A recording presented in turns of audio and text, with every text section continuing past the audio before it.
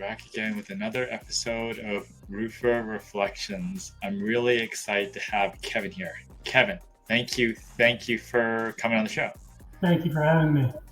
You have a unique background. No, absolutely. So, I'm from the upper Midwest originally and got involved in the roofing industry when I was 18 as a way to pay my way through school, and I never was able to escape. I'm fortunate enough to consider myself as being able to understand, because I've worked as a manufacturer, contractor, an owner, and a consultant. I have a very broad understanding of the nuance of the industry, and it allows me to really facilitate solutions because I understand the risk that everybody's trying to avoid. Yeah. So, the early days you were on the contracting side, then I noticed that you got appears on the owner side. Yes. So I was fortunate enough to work for a big box retailer for a big portion of my career, and that gave me a whole new aspect of what the roofing industry is. As a contractor, what did you learn, and what particularly did you learn when you got on the owner side? As a contractor, efficiency is king. You want to maximize that. From the owner side, it was really about making sure that the performance requirements were met. There's a expectation of every system, and one is that expectation being properly declared, and then also is it being done in a manner that will meet that expectation. And then the financial aspects of it, obviously, but it really forces you to dive deep into the assemblies that you're doing and understanding the importance of proper selection of a material for the end use of a building. It's the industry itself. All the materials have appropriate uses, and so you just have to be mindful of the design and installation that you're setting that property up for success.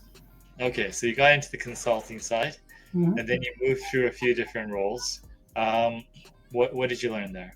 The consulting side, that's an interesting junction in my career because the initial consulting I got into was enclosure commissioning, and that's kind of a microcosm of the industry as a whole, because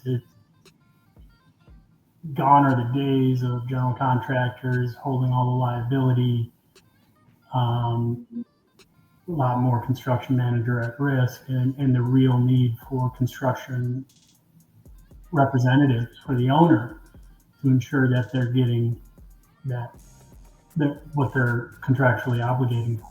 So really that kind of merged everything, where you can apply the field experience, the financial experience, as well as just the broad understanding of the industry as a whole, to help educate those owners to really make the selections that are appropriate for them. So your current role says senior roof designer. Walk me through what that's about right now. Providing wind calculation, systems assessments, system selection, and really being that point of contact for various owners to be their subject matter expert for roofing and enclosure solutions. I get to leverage my network of people to help me provide the best solutions to my clients, and I'm very fortunate in that. If you had a magic wand, you could change anything in the roofing industry, what would you do?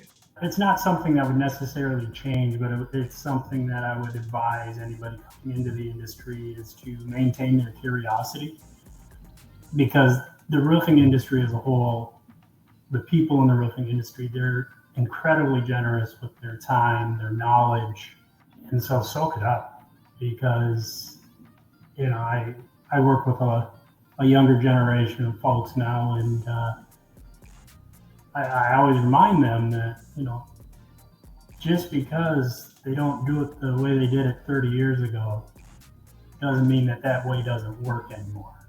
There's catalogs of details that are kind of obsolete now for more efficient methods, but it's important to understand those methods because the principles are still the same, and you never know when you could use them.